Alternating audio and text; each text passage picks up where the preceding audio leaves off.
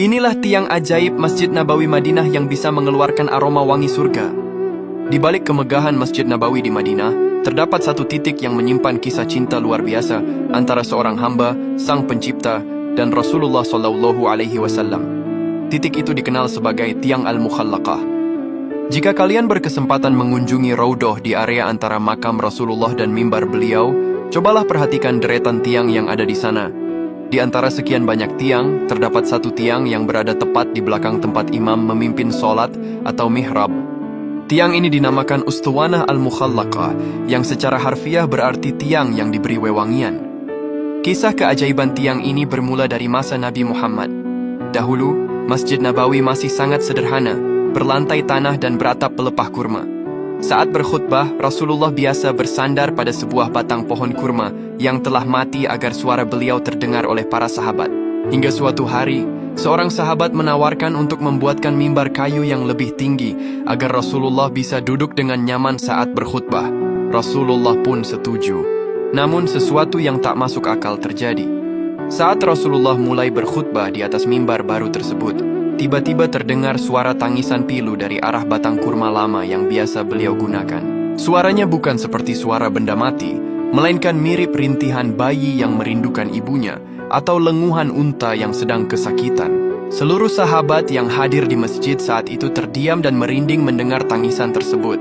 Batang kurma itu menangis karena merasa rindu dan sedih tidak lagi bersentuhan dengan tubuh mulia Rasulullah. Melihat hal itu, Rasulullah turun dari mimbarnya. Beliau menghampiri batang kurma tersebut, lalu memeluknya dengan penuh kasih sayang.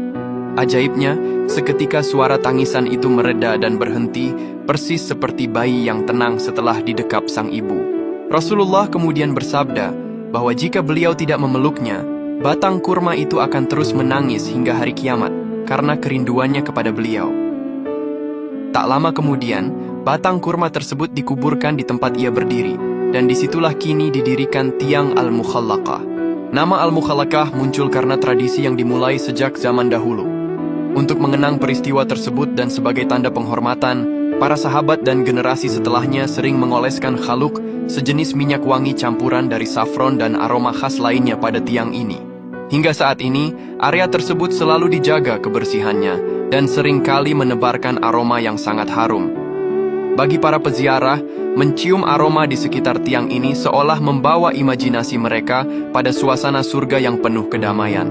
Kisah Tiang Al-Mukhallaqah bukan sekadar cerita tentang benda mati yang bisa menangis. Ini adalah pengingat bagi kita, jika sebatang pohon kurma yang sudah mati saja bisa merindukan Rasulullah sedemikian hebatnya, bukankah kita sebagai manusia seharusnya memiliki kerinduan yang jauh lebih besar kepada beliau? Saat kalian berdiri di Masjid Nabawi nanti, sempatkanlah menoleh ke arah tiang ini. Biarkan aromanya mengingatkan kita untuk selalu bersyalawat dan menjaga cinta kita kepada Sang Baginda Nabi Muhammad. Ya Allah, semoga Engkau memudahkan kami semua agar bisa beribadah ke tanah suci. Amin. Allahumma salli ala Sayyidina Muhammad.